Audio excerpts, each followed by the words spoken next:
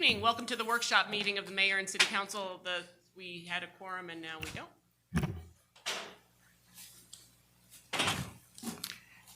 We had a quorum and now we don't. So we will,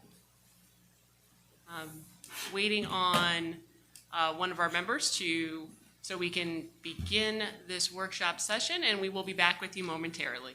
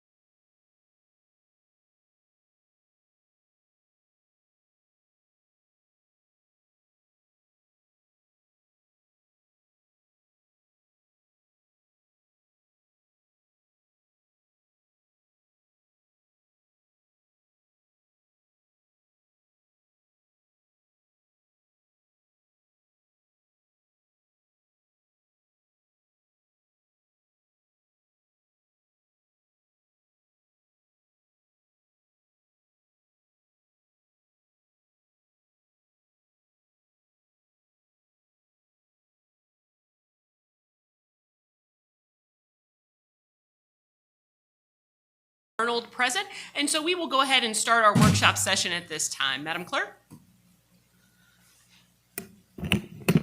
First agenda item is presentation of the World Cup 2026 Visitor Activation Plan presented by Mercedes Miller with the Atlanta Airport District Convention and Visitors Bureau. Good evening, Mayor and Council, and congratulations, City Manager Hicks. It's truly a pleasure to be here with you today. On behalf of the ATL Airport District Convention and Visitors Bureau, I want to extend a sincere appreciation for your time today. Our district is proud to serve as the gateway to the world, and most importantly, as a collection of vibrant, diverse cities that each offer their own unique story, culture, and experiences. From our rich history and thriving business community to our arts, dining, and hospitality, there's so much that makes this region special. At the ATL District, our mission is simple. We are here to support, connect, and elevate our cities while creating a meaningful experience for visitors and partners alike. We're honored to collaborate with incredible stakeholders who share a passion for growth, innovation, and community pride. Next slide, please. Okay. So for the airport district, I need my glasses now, you all. I'm getting kind of old. For the next slide, Atlanta is the official FIFA World Cup host city. The tournaments will begin June 11th through July 19th, and Atlanta will host multiple matches at the Mercedes-Benz Stadium. I don't know if many of you all know, but according to a Forbes article that was written last week, the room nights are down about 40% because of what all is going on around the country. But we're hoping that people still visit our cities and that people will drive in to see the games. But we do have a heads up about that. We don't have any events really that's being hosted in the district, but we still have the same excitement and zeal that we had before. So we would like to work precisely with the city, and we've been working with Hartsfield-Jackson International Airport. We're planning for two audiences, the international fans, the domestic fans, and also the ones across the Southeast, which we think will make up most of the people that would be attending. Next slide. Okay, I introduce you to our theme, which is Kick It in the District. Kicking It in the District is our way of organizing under an umbrella for everything visitors will see and experience in College Park during FIFA. We will enforce the goal. We're planning welcome the visitors experience with benefits, foot traffic visibility, and sales for local businesses. We want to renew 3 pillars. We want a curated network of watch party venues. We want a visible corridor banners and signs that let you know that you're in the right place. And we want collateral that help businesses participate. Next slide. Okay. The pillars is about converting existing restaurants and bars into easy to find and easy to go to spots during the match days. We'll recruit College Park venues specifically and plug them into a district-wide network so visitors and constituents messaging across the district will all be the same. The ask of the venue is simple. Show matches, display the materials, and help promote. Then we support them with a kit, a directory listing, and a ready-to-use digital assets. Next slide. Okay, these are the banners that we would be putting down most of the hospitality corridor. We want to put them all the way down to the dog park. We want to put them on Virginia Avenue and also in the driveway of the convention center. I spoke with Hugh. I know Councilman Carnes, you asked me about putting them on Camp Creek. I spoke with Hugh and he said, I guess you all are talking to the DOT because right now we can't put any banners on Camp Creek Parkway. But we're focusing our placements in the hospitality corridor, including the GICC campus where our visitors' presence is concentrated. We're going to do some of these banners will be bilingual so that we'll have clarity about where to go. We want to be welcoming to everybody that comes to the district. The timeline is April through May, so everything is up and visible well before the first match on June 11th. Next slide. Thank you. This pillar widens participation beyond the watch party, so the campaign feels citywide, not limited to a few locations. We'll offer 2 levels, a more robust packages for watch party venues, and a lighter set of material for any businesses that want to show they're participating. Think easy visibility, posters, rack cards, schedule cards, countertop pieces, simple touches, and signals to visitors that they are welcome and that the city is engaged. The goal is consistency. When visitors move through College Park, they should see the same welcoming message across multiple businesses and touch points. Next slide. Okay, this will outline what the time schedule looks like. Again, we want to have them up before the matches begin. We want to call out the key near-term window between April and May is when banners and materials come to life. So coordination and communication. We want the positioning, we want to have them designed so that they're visitor ready by the time that the game starts. What we're asking, next slide. What we're asking is awareness. Help us get the information in front of businesses quickly, especially in the hospitality corridor and high traffic areas. Banner installation, align on where banners can go, who the installation point of contact is. I think that is you. And the best way to keep the process moving so we can hit the April to May deadline. Business connections, introductions matter, especially to venues and businesses and groups that can move fast and bring others along. Social plus city communication. When the city shares the campaign, it builds trust and accelerates participation. We'll provide copy and visuals to make this easy. In closing, next slide. In closing, we want to close by returning to the reason we want to do this is we want College Park to be a welcoming area. We want people to know when they're in College Park, and with the banners and all the things that we would be putting in the city, they'll know who we are, where we are, and where they are. We want to reinforce the commitment the CBB has to manage the program, all the elements, and provide all the tools. And we want a clear invitation. We like to identify points of contact, confirm corridor priorities, and begin business outreach immediately. So we will be reaching out to the restaurants and the businesses to see who wants to be involved in this program. Are there any questions?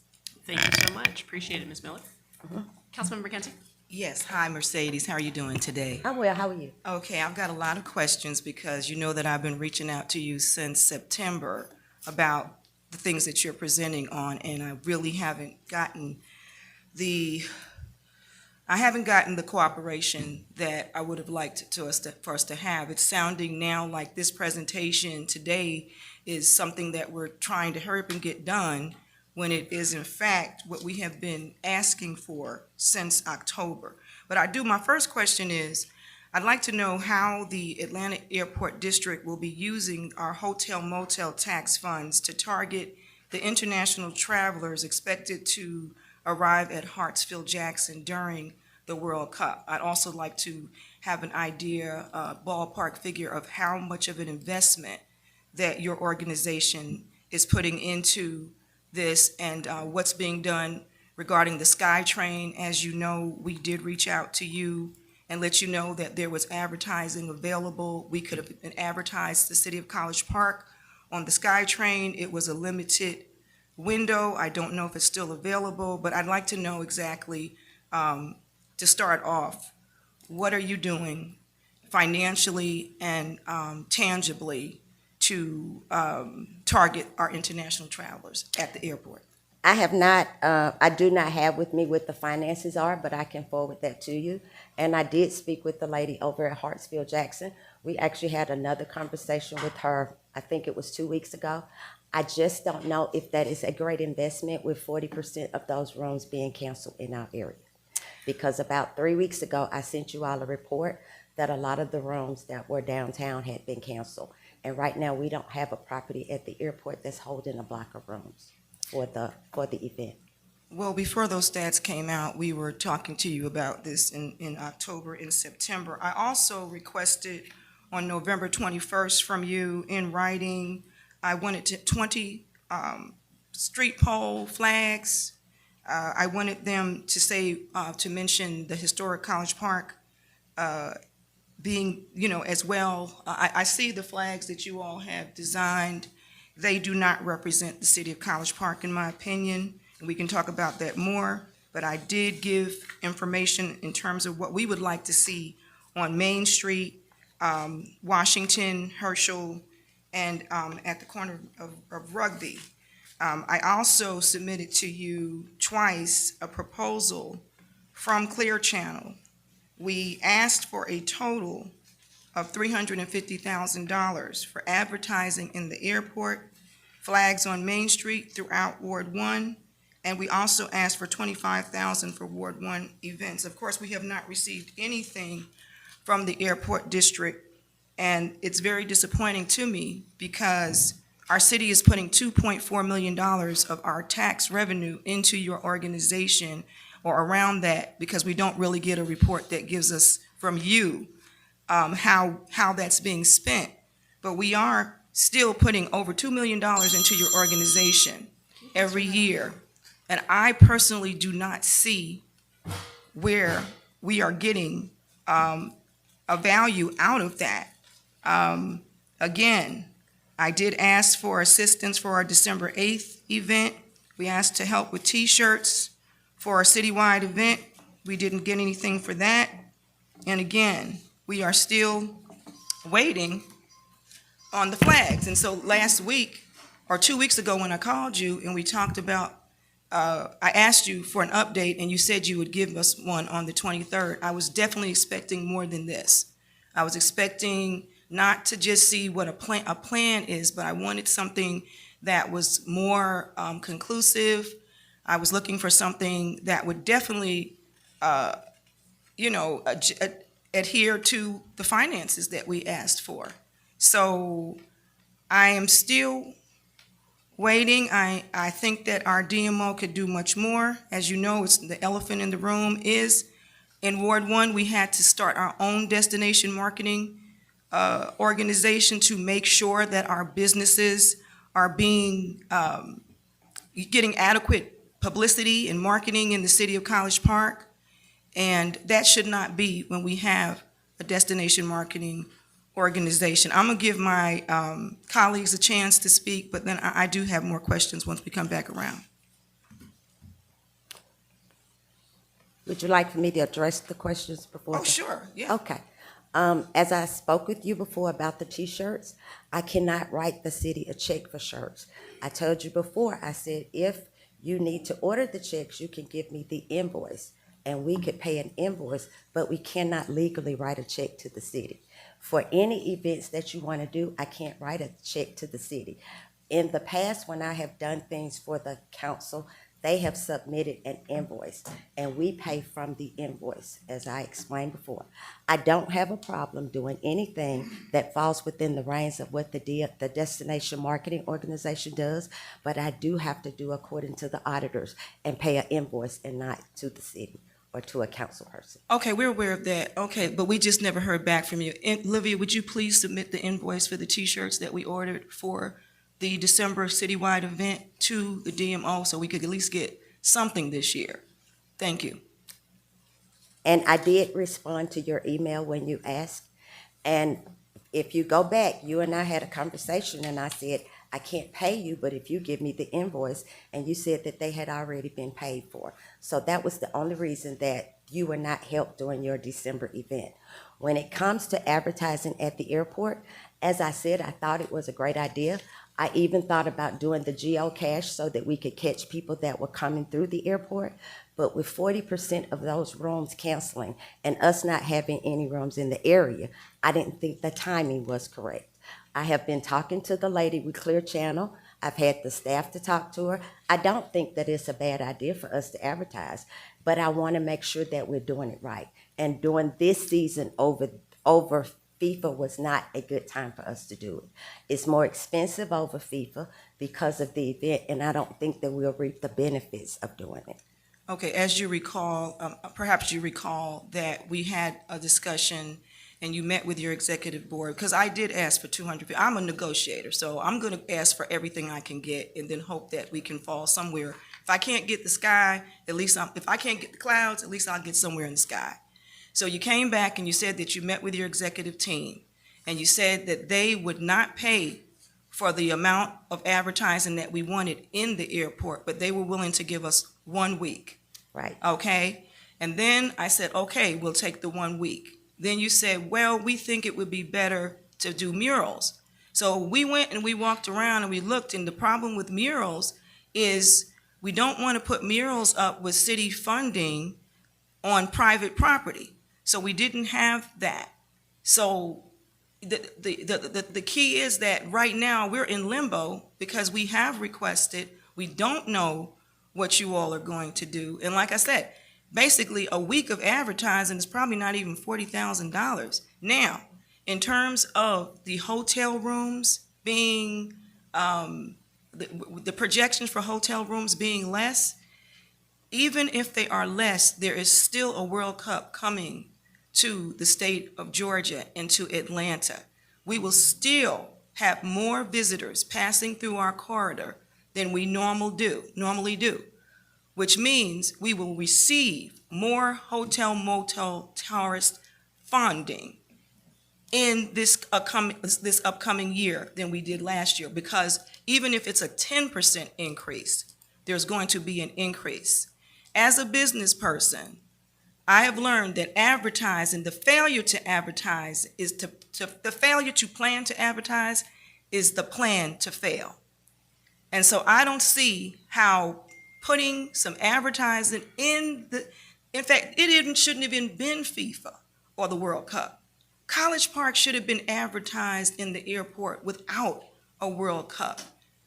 When people come, people don't even know that they're in College Park when they get on that SkyTrain.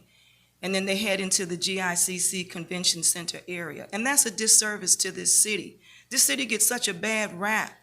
And we get known for so many terrible things. And I actually, when we were at the Game Changer event last week, a gentleman came to me and then he said he went to you. I sent him to you and I told him he needs to talk to the city manager.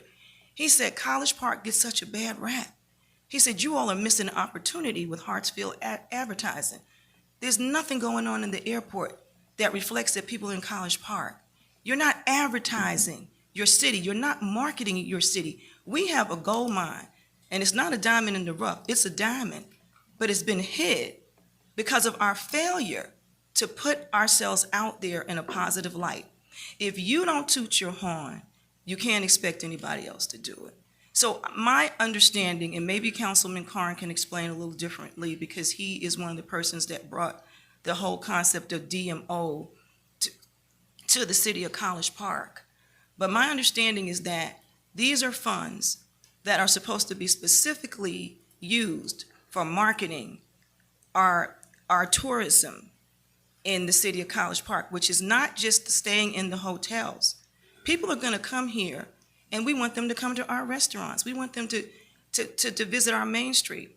There are businesses that are in need of infusion. They need some marketing dollars in not just Main Street, sorry, colleagues, but throughout the city of College Park. So, and the hourglass is ticking, man. Time is winding out. And here we are, almost the last week in March, talking about what we're going to do in June, when these discussions have been held since September actually is when we sent the first email. Then we actually met with you in October. I've got everything here. We met with you, and we went to Nouveau, had that nice meeting with my team, some of my team members, and we discussed this. And I was so hopeful at that time. It was my anticipation that these flags would have been up a long time ago, that people would have been. I just can't ask Mr. Hicks for money to put advertising in the airport from our city budget that is already, it's already, we're trying to figure out how to pay Peter and Paul. But we have this pot called the Destination Marketing Organization that could help this city out right now. So I'm asking that you and your board would find it in your hearts and your minds to figure out a way to make sure that College Park gets the best representation, much better than what this proposal is saying to me, in this next few weeks. I want to see us in the airport. I want to see us on the SkyTrain. I want to see flags throughout the city. And I want to know how much money the ATL district is putting into the city of College Park from the $2.4 million or more, or a little less than what we give. We sit up here, now this is not for you, this is for everybody. We sit up here and we talk to the different vendors and the contractors that come through here, and right now we want organizations to give a report on how much they spent. We want to know what they have done. But then in certain situations, we're talking about millions of dollars here, and we have no idea how it's being utilized. And then we look at our city and the shabby advertising campaign that we have. And look on the news. We're on the news tonight. We started at 6 o'clock because a group of people decided that they got some information from one of the persons sitting up here in the middle about a state of the ward, and they just fabricated numbers. And we're on the news for that. I'd like to see us on the news for the great things that we're doing in this city every single day. I would have loved to have seen advertising from the DMO. We had a citywide event on Saturday. Councilwoman Arnold did her thing. We had hundreds of people show up at the Tracy White Recreation Center. I didn't see that advertised. That's bringing tourists. We had people that weren't from College Park there. We got to do better. Councilwoman McKenzie, no disrespect, but I send a month in every month on the 7th of every month to tell everybody how the dollars are spent. Councilman Carn sits on the board, and we present a budget to him. And when we're advertising, one, we cannot advertise in the train. Two, we do have a deal with the airport, that when we have a large group that's coming to the convention center, the airport actually advertises for us for free, complimentary as a partner. So most of our advertisement is not going to be in the city. Our advertisement is going to be outside of the city so that people will come into the city. I would be glad to share with you where we advertise, what we do, which shows we go to, but I try to send that again on the month end every month. When we go to trade shows, we're going to trade shows to talk to actual meeting planners that are going to be holding events in the city. And if we were not doing our job, these people would not be coming to this area. We are the reason that Chick-fil-A comes to this area. We're the reason that the HBCU come to this area. These are groups that we work with so that when they're having events in our area, that they will sleep in our area. And that's how we impact the hotel motel tax. So advertisement, I understand, but it doesn't always make sense to advertise in your city when you're trying to get people to come from other cities into it.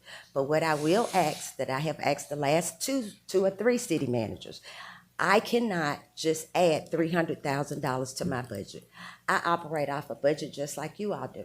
I can't do my budget until you all give me a number.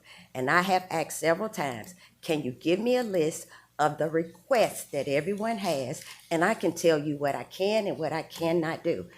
When did you give me that? Because we don't do our budget until September after you all finish your budget.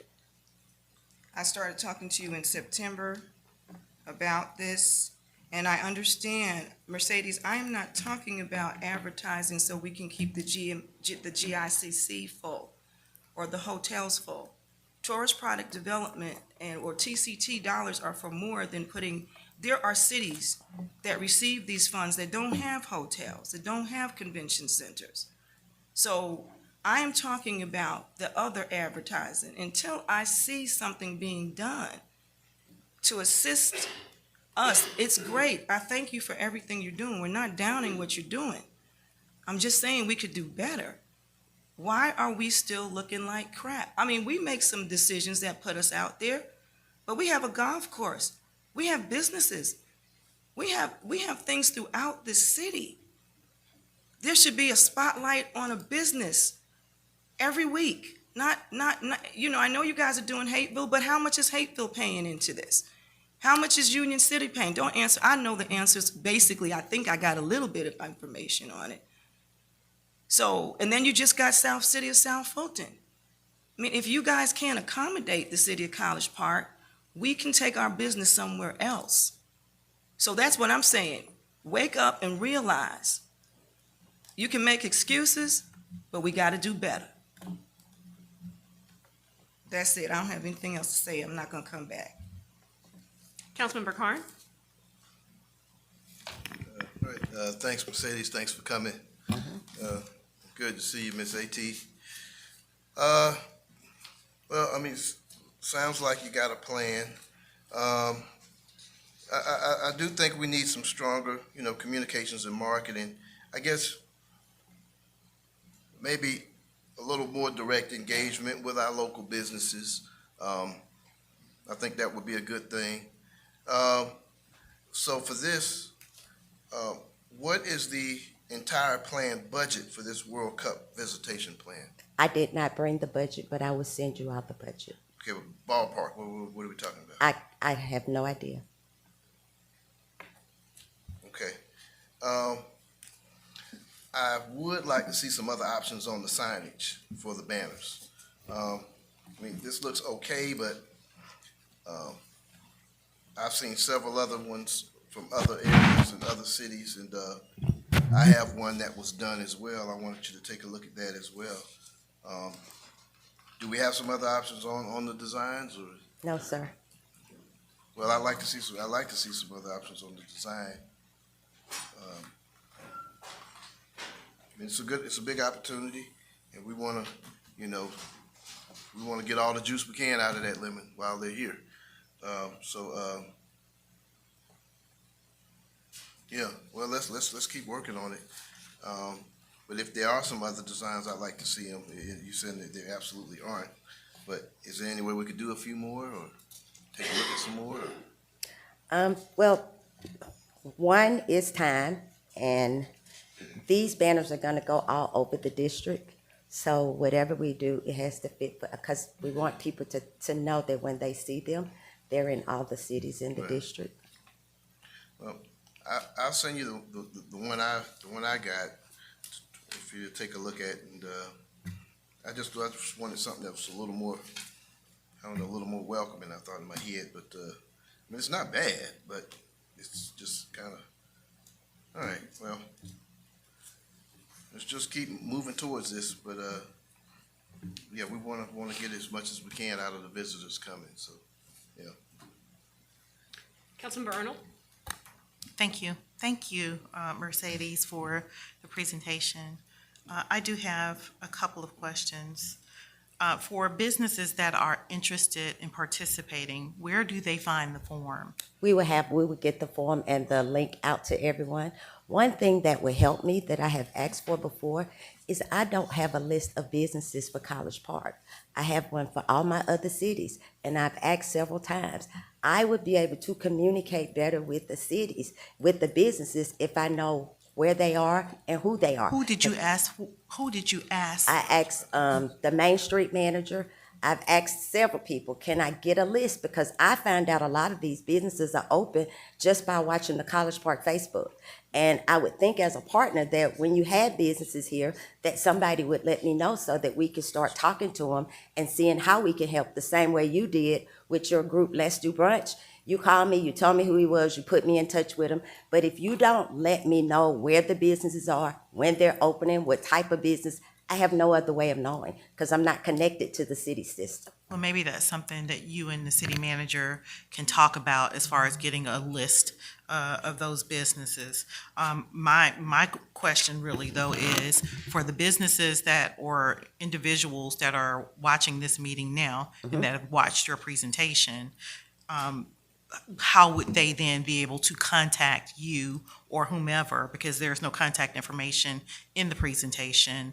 How do they contact or reach out to let you know that they're They interested in can always participating? reach me at my email, which is mmiller@atldistrict.com. I answer every email. They can reach out to me until we get a link to send out to them.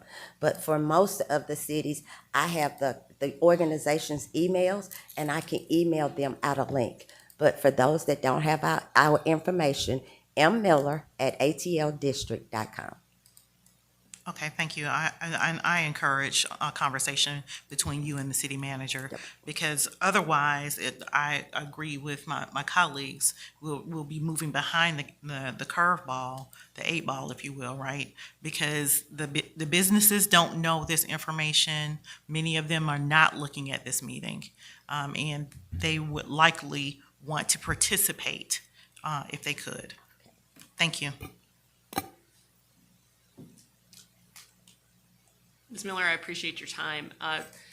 Can we go back a couple of slides?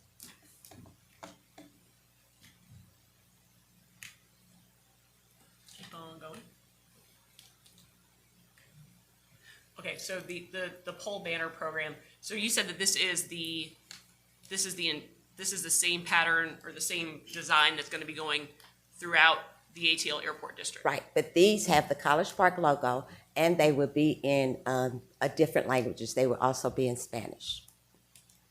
So we would see sort of that same theme going throughout, and we'd see instead of the College Park logo, we would see the South Fulton logo. We would Correct. see the Union City logo. Correct. We'd see the Fairburn logo. Correct, So everyone would know that they were in the same area. correct. And next slide. Can you talk a little bit more about what businesses can expect if they connect? Sure. For the watch parties, we plan on giving them prizes to give away. We want to give them T-shirts. We want everybody to have stickers. We'll have special prizes with the ATL, that's logoed the ATL district. So everybody that has a watch party will have a package that we give them. We are spending the money. We just want everybody to be doing the same thing. So if ABC Restaurant wants to host a watch party, then we may give them 50, 100 T-shirts. We may give them some banners. We may give them flags. We may give them the soccer balls. So it's different things that we would be giving each of the restaurants that would be hosting watch parties. For the businesses, we would give them a sticker to go in the window. We would give them something, even if they wanted a banner in their window, just to say they're a part of College Park and the ATL district. Those are things that I think are uniformity that will let everybody know what we're doing, why we're doing, and it'll make everybody feel welcome. So when they see the sign, they'll know where they are. And how much will it cost businesses to participate? Nothing, it's free. All right. Any other questions? Yeah, one Councilmember Carr? last thing.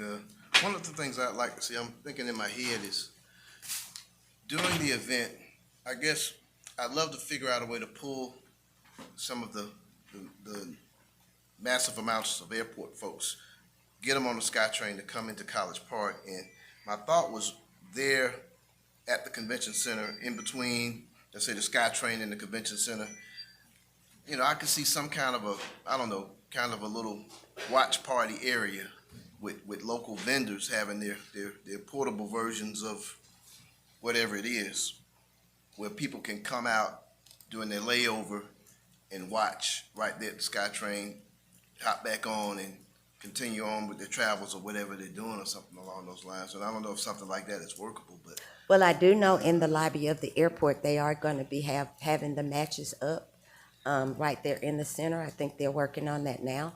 So they're going to have so I think the airport's trying to keep them there.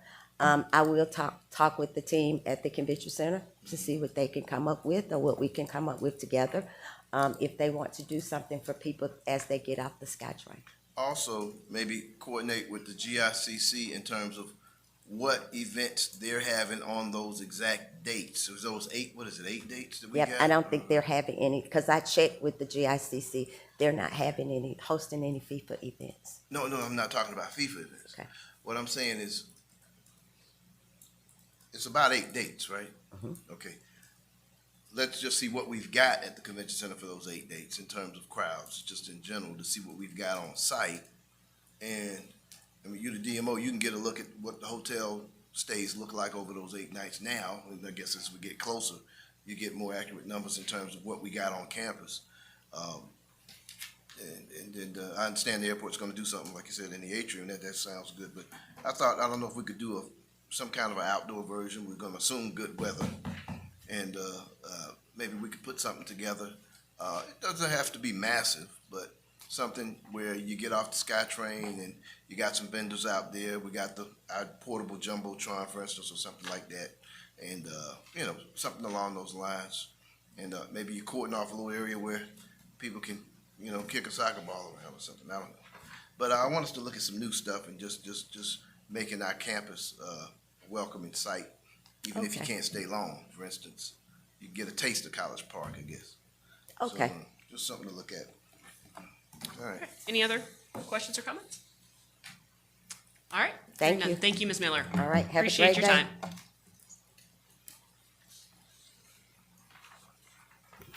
Next agenda item is a presentation on Ignite Resource Center presented by Rose Stewart.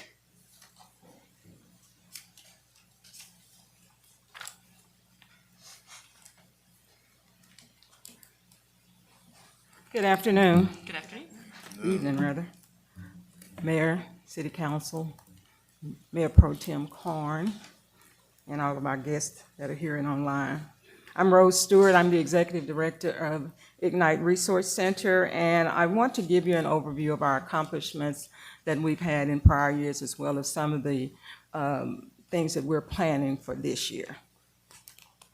Ignite continues to coordinate with the City of College Park, Police Department, the United Way, American Red Cross, and other local community programs in the Tri-City to serve as one-stop shop by providing resource information to persons who are homeless due to life's challenges and tragedies, unemployed, underemployed, in financial need, and in need of food, clothing.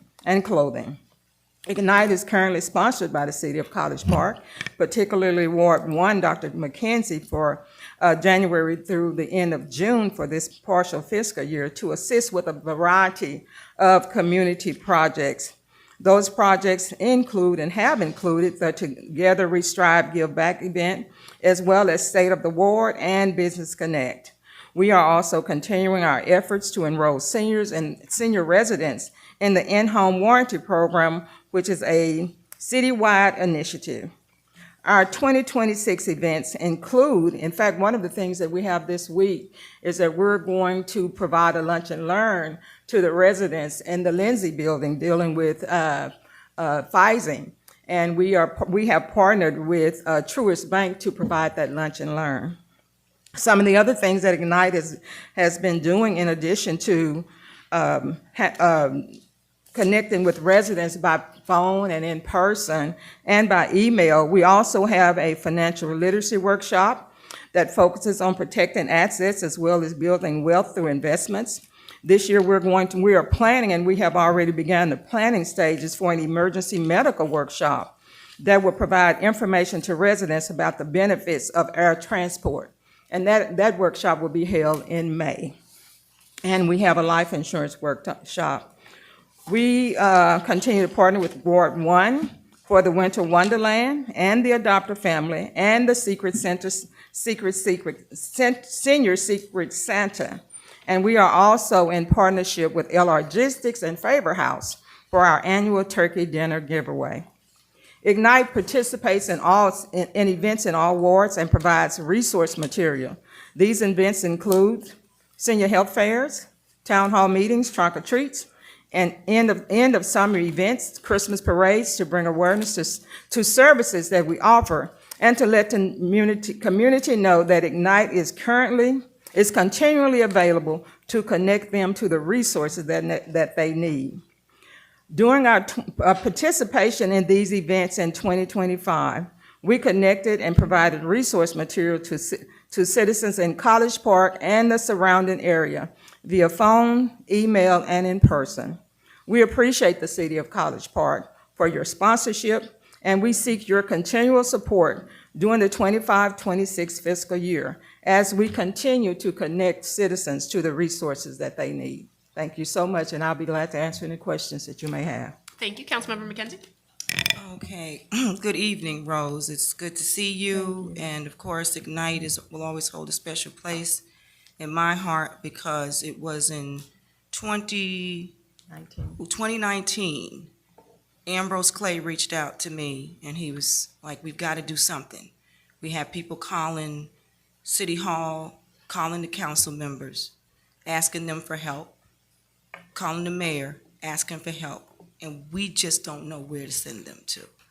And so our mayor then, who was a very good mayor, said he wanted to do something about this. So, and then Tracy Wyatt, who I admired Tracy because he was always, when he was a council member, he always took care of the residents of Ward 3. But we just didn't have the resources as a city. And the resource information. We had the finances, but we didn't have the resource information. And so we started Ignite, and Ignite now is going into its, I guess, almost the seventh year in the city of College Park. And of course, Ignite was loved in 2019, 2020, we started getting a little flack, but the council members loved Ignite, and they supported it. and always had supported it. And unfortunately, it's a good thing that I'm sitting in this seat, but once I started sitting in this seat, Ignite really started getting a bad rap, like there was something wrong. So Ignite did not get funding in last year. True. Okay. And we started having these crises in the city, specifically in Ward 1. Tracy Arnold did what she needed to do in Ward 3. But we still had things that were going on. I mean, we had fires here. We had we had a couple of fires and a lot of different situations and circumstances for people. And here we are I'm trying to figure it out. And so even though it was not put on the agenda or for you all to be funded last year, our Ward 1 team sat around, we looked at our community enhancement budget, and we said, we need Ignite. If it's only just even for Ward 1.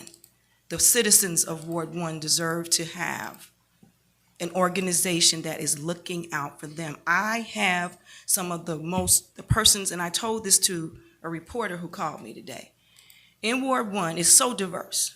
We have some of the persons that are of means, and they don't need a doggone thing from this city except to give them their water bill and their electric bill, and they'll pay it.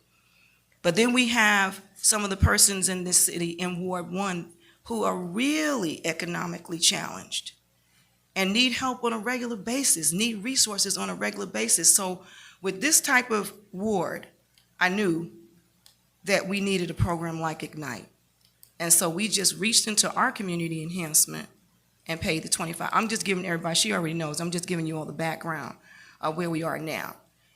And so I'm glad that Ignite still hung on when you didn't get funded, that you're willing to continue to work with the city of College Park. And it's my hope that we can continue this relationship because it is needed.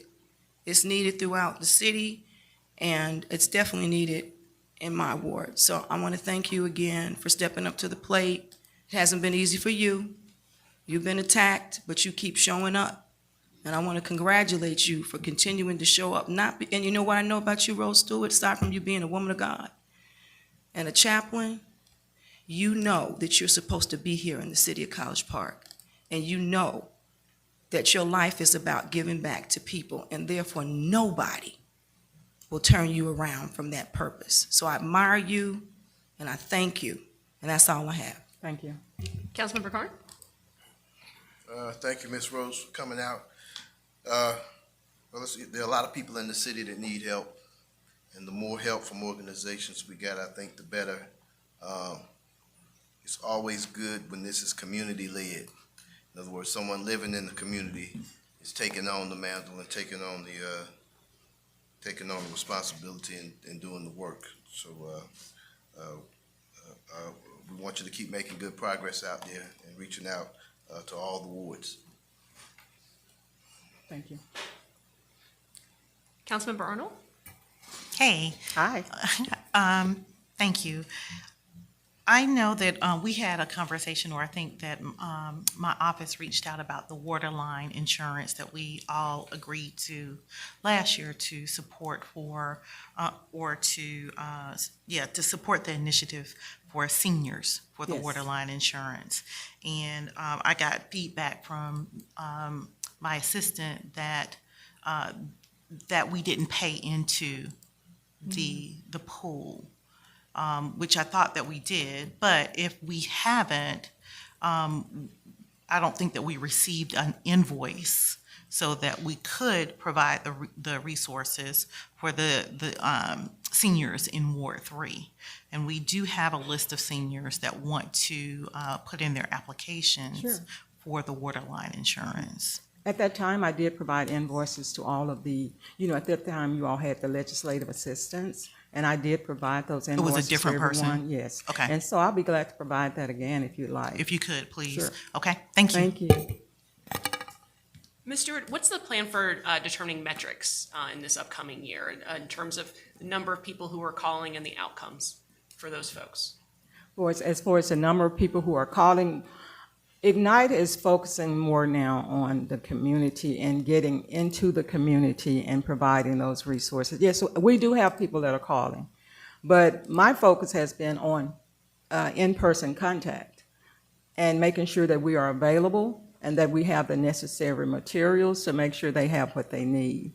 I do have people that call. I do meet people to talk to them about our services, or I answer the phone to talk to them about services. But as far as me keeping numbers on how many phone calls I get every week, I have not been doing that. And as you know, Ignite was not funded this past year. And so those things have not been my primal focus. And so, but we are continually assisting people that call us. And I have volunteers that are assisting and making sure our resource referral, we are a referral agency. So we refer citizens to the resources. And so we have to keep that information up to date. And I have someone who's assisting with doing that. And so that's been my focus. That's why we are directly involved in the community. Understood. If the funding request is granted, is your plan to track the number of calls or the outreach that Ignite does? If the city requires tracking, I'll do that. Okay. And what are the other sources of funding for Ignite? We have some other funding sources that are coming in from various agencies. We have the City of College Park that we have been funded with, but when we have programs and things that we have each year, and I do have some sources that are providing funding for those partners and sponsorships. What percentage, if you were to receive the 50,000, what percentage roughly would that comprise of your budget? If I were to receive the 50,000, considering everything that our budget consists of, I would say that would probably be approximately 50%. All right. Any other questions? All right. Thank you. Thank you. Appreciate it.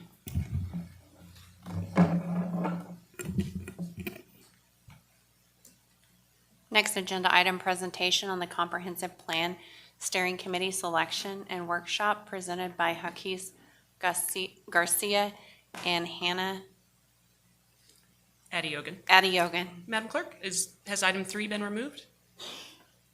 My apologies, Madam Mayor. I did miss item 3. It's a discussion regarding reserve funds. This item is sponsored by Mayor Pro Tem Joe Carn.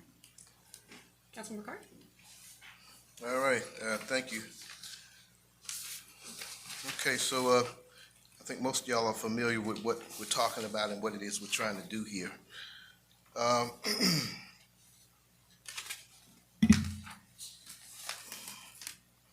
Okay, I guess the other document is that's on the regular session. Kelly, Yes, sir. the actual legislation. Yes, sir. All right, well, essentially, to make a long story short, folks, we are looking to get our financial house in order. One of the reasons we selected a new city manager is to get our financial house in order. One of the reasons we have a new city finance director is to get our financial house in order. Because at the end of the day, that's the gas that's in the tank that makes the city move forward. These two pieces of legislation, I think, will stabilize this city financially for many, many, many years to come. And I think it's really necessary for us for many reasons. As you all know, we have a diverse tax revenue and a unique set of tax digest revenues that other cities do not have. Our neighbor, South Fulton, 80% of their tax revenues, over 80% of their tax revenues come from residential homes. So if a pandemic hits, they're gonna get their tax money. If there's a downturn in the airline industry, they're gonna get their tax money. If it's political instability or unrest or something happening, they're gonna get their tax money. Our mix is less than 25% residential. Over 75% of our tax digest depends on our hospitality mix. So for us, we've got a different equation in terms of securing financial stability. So there are two things that I think we need to make strict guidelines on. One is regarding issuing bonds, city bonds. The second is our fund reserve balance. Now, College Park is home to all of us here, as far as I know, and to about every resident that we have. This is home. And the household equivalent of issuing a city bond is like taking out a second or third mortgage on your home. Right now, we have about 16 or so bond instruments already outstanding. So that's a lot of mortgages we have out. And they all have varying balances of debt payments remaining on them. The household equivalent of fund reserve balance is sort of like your household emergency fund, or in other words, your family's life savings. That's what our fund reserve balance is for us. Now, in my family, in our family, we would never, ever go into our life savings unless it was a most serious matter, obviously. In other words, unless we were managing a financial emergency, unless something was serious and important. And what these guidelines simply state is that before a decision of this magnitude is made, that both parents, mom and dad in the household, unanimously agree if they're going to touch that money. Because that's the medical emergency money. That's the kids' college fund money. And when you touch that money, you affect things generationally. So in other words, it better be a unanimous decision. That's not a decision I could make myself without my wife. And this is the family up here at the end of the day. Folks, 2026, and I don't know if you heard, but it is the year of more responsible governance in College Park. And it's happening thanks to this body, thanks to our city manager, thanks to our city attorney and finance and all of our departments that have recommitted and doubled their efforts towards making this city much better. And we all have been listening to our residents, y'all. And the one constant message that I think we all have been hearing is don't play with my tax money. I know that's what I've been hearing. Exactly. There's economic instability with federal policy nationwide. I think we're all aware of that. This policy change builds the financial mechanism that the current moment requires and that our city's unique tax structure requires. So I think this would be one of the best decisions we make to stabilize our finances for a long time. So. Councilmember Kenzie? I have no comments. I've read it and have no questions or comments. I've already talked to Councilman Carn if I had anything.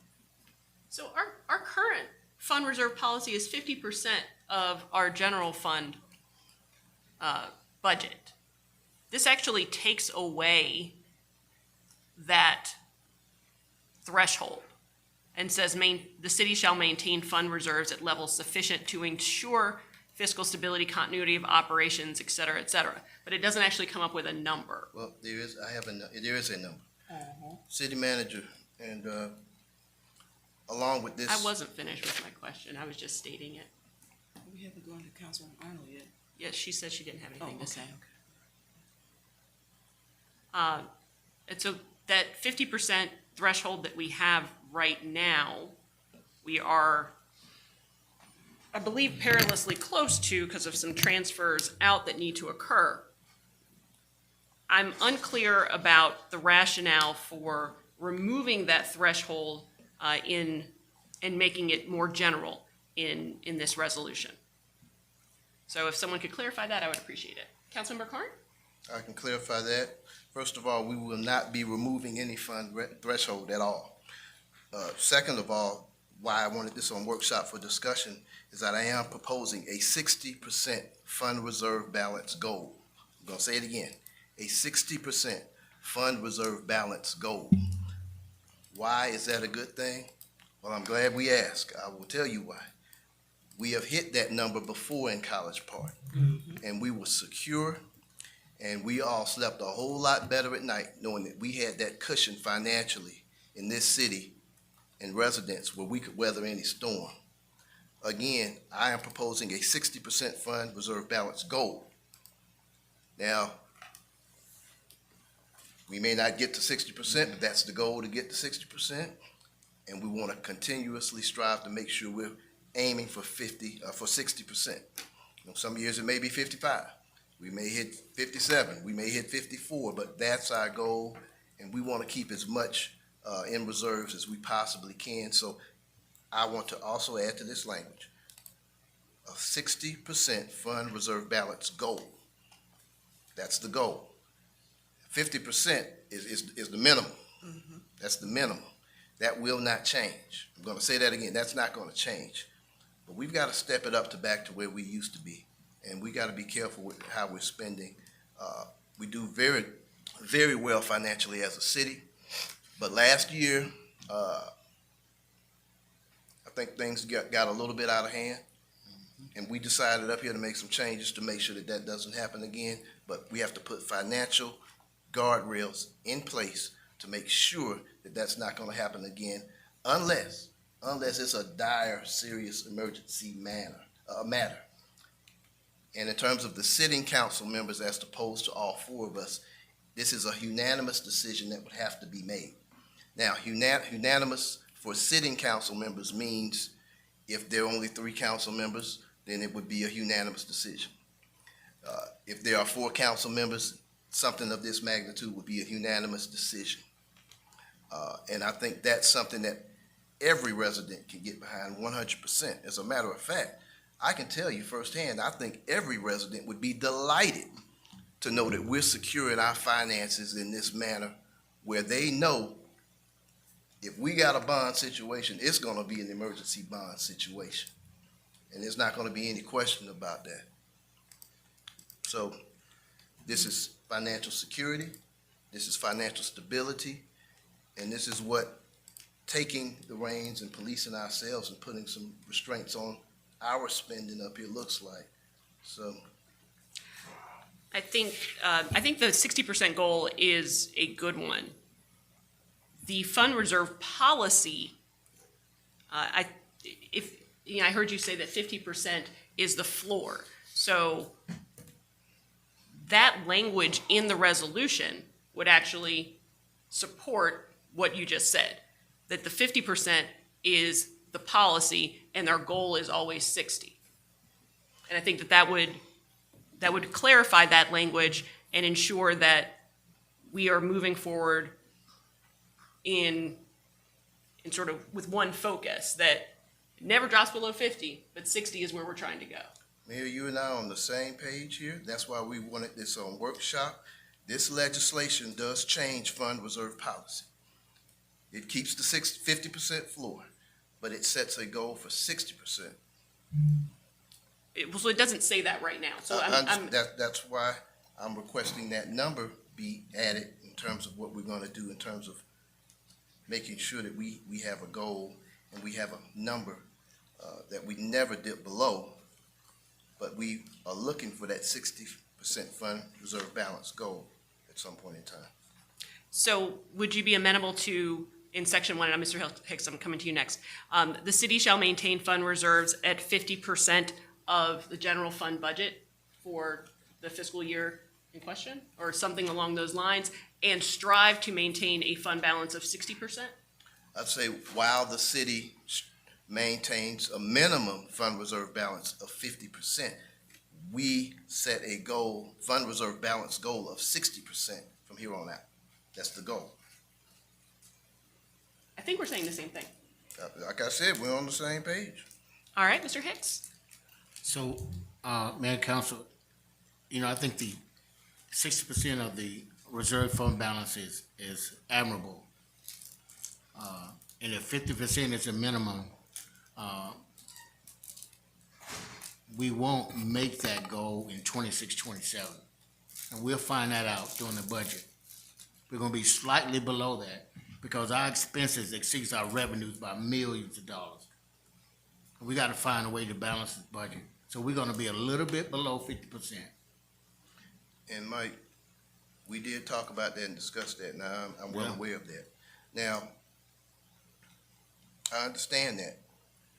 And we may not make it there this year, I understand.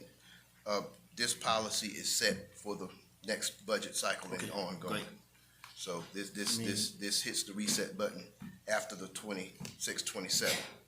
So starting 27, 28, 50% is the minimum, Bob. But we're gonna start striving, going the other direction, towards 60.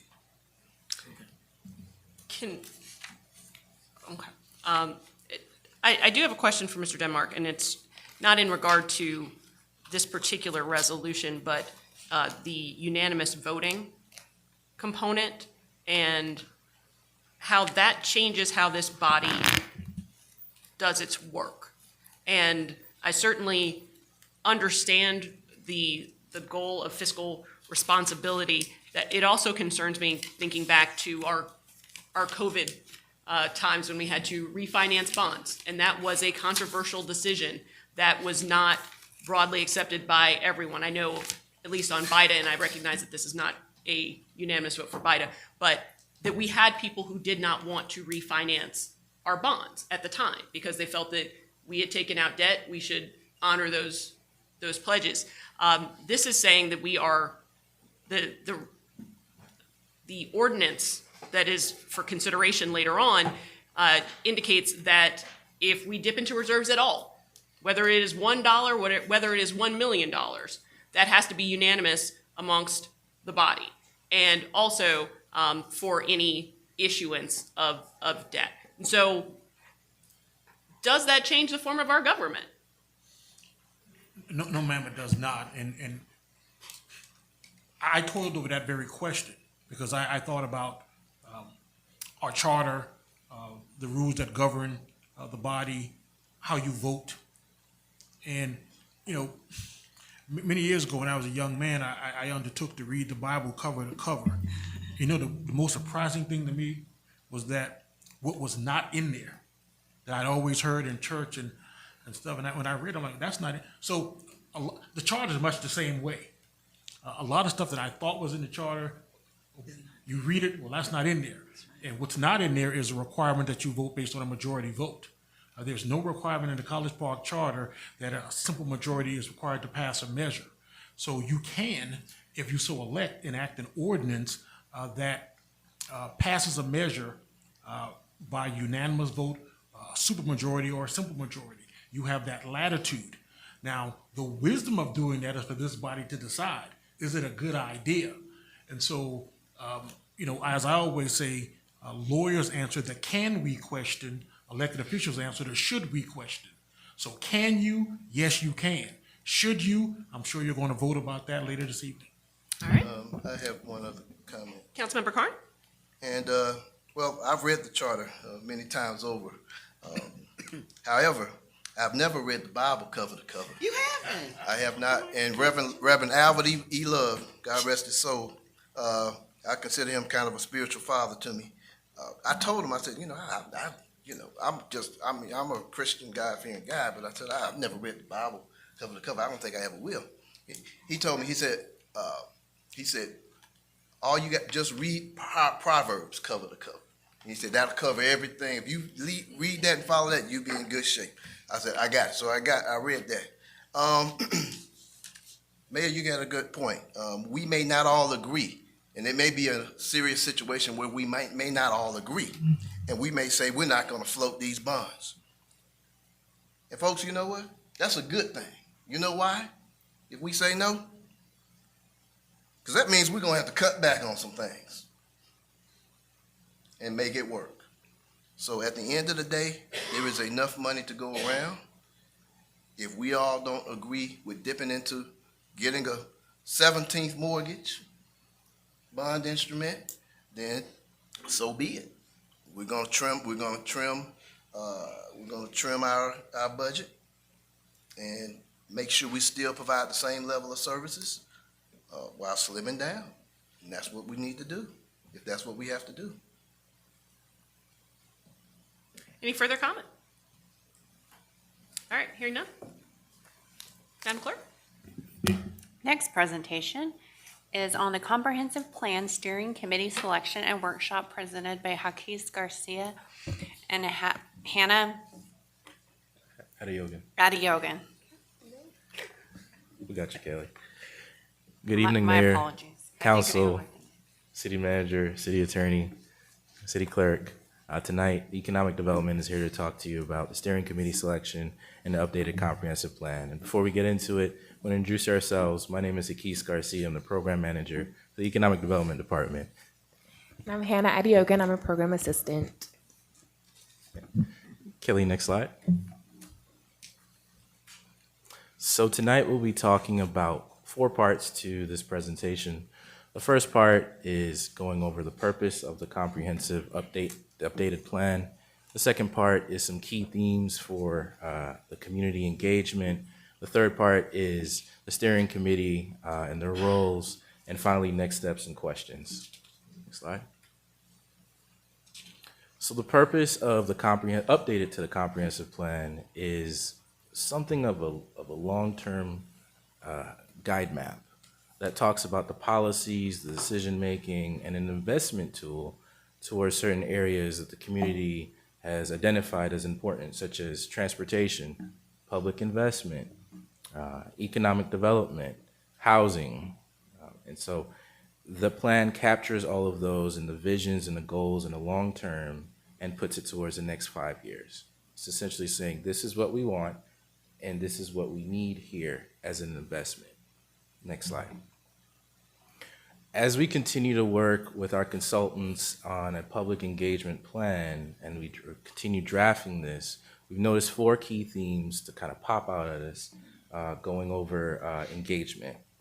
Themes that we hold ourselves accountable to, such as continuous and visible engagement, a people-first approach, accessible participation, and leveraging community events. Those 4 key themes have informed what we are calling a community-centered approach. Next slide. Yeah. The community-centered approach are made up of 4 parts that we are committed to through our engagement, through the lifetime of this public engagement plan, as well as a comprehensive update. And that is inclusive and transparent planning processes, engaging residents and stakeholders, focus on equity and representation, and incorporating real community feedback. And to talk more about incorporating that real community feedback, our wonderful program assistant, Hannah Adeogun, will talk about the steering committee. Yes. So during the council meeting in January, where you all approved the Inspire Comp Plan, you all emphasized how important resident engagement is. So that leads us to what exactly is the steering committee, which is a group of community representatives from the city of College Park. They provide guidance and feedback towards the comprehensive plan. They represent diverse perspectives from businesses in College Park and different communities that make up College Park. And they also act as a bridge between the city and the community. Next slide, please. So the steering committee responsibilities are attached here. So they have to attend 3 virtual meetings over an 8-month period. They provide insight on community needs for the comp plan. They serve as ambassadors for the project, and they also encourage community participation because we want this comprehensive plan to be a true representation of every facet of the city of College Park that not only shows its beauty, but also where we would like to see growth and economic prosperity. Next slide, please. So the request of mayor and council, which we've outlined to you all, is the support of the steering committee initiative by confirmation of appointees. So we have received a few appointees that we would like to appoint today as we are on a deadline, but please be rest assured that we will be appointing more people, more members at the April 6th meeting, so as many facets of the College Park community can be represented in this comprehensive plan. We want to also continue to encourage public participation throughout the plan update. There will be a plethora of opportunities for residents to be involved. So this is only the beginning, but of course we would love continued support throughout the wards because this is a huge effort that involves everyone's participation. And then also we would love just your continued support within all of the wards. So do you all have any questions for us? Oh, next slide, yeah. Councilmember McKenzie? No, thank you. Councilmember Carr? Let's go.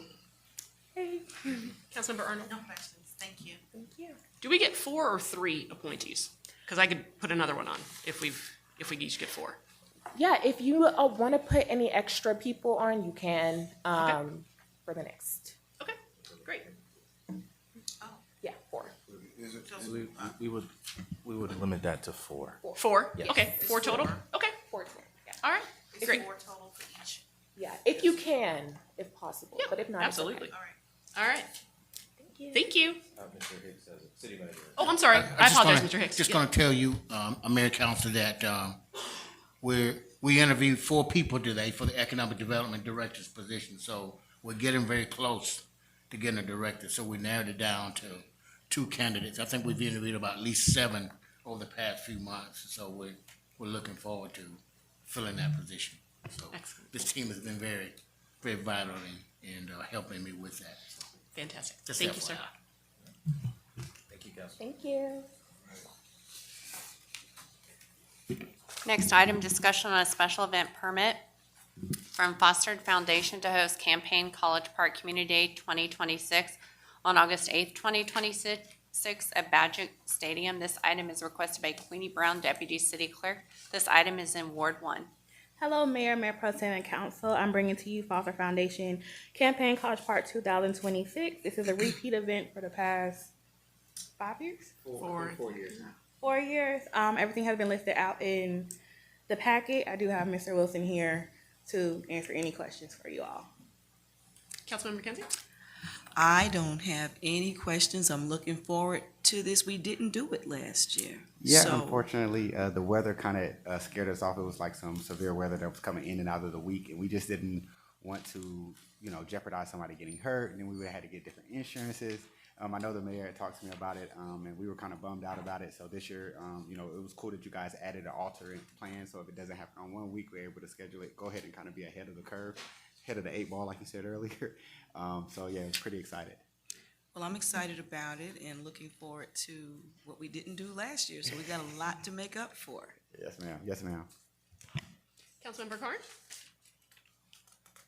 all right, August 8th, is that, what day is that? That's going to be on a Saturday, That's a Saturday? All right, keep going. which I will be coming to see you as well. So come speak to you guys. Councilmember Arnold? I'm looking forward to it. Thank you. As am I. Appreciate it. Thank you for your commitment to College Park. Thank you for your time. You guys have a good night. All right, thank you. I think that is all that we've got. We're gonna take about a 15, we'll start at 7:40, pick up the meeting at 7:40, and we will see everyone for the regular